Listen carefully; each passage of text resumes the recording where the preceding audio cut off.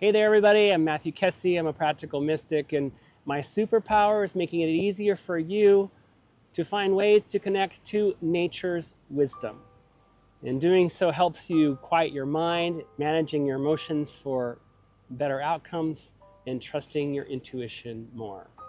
And today I'm on the Oregon coast in the beautiful town of Yachats and taking in the fury of nature, the natural world, the waves crashing on these rocks. And the rocks that I'm sitting on here are former lava flows from the mountains on the coastal range of Oregon.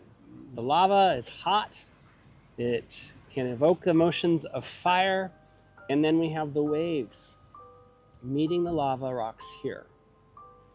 Now perhaps you have feelings like the waves crashing onto the shore. Maybe you're trying to process all the things going on in the world today and making sense of it. And this is an opportunity for you to connect with nature in a beautiful location and also open up your heart to what these waves might symbolize for you in your life.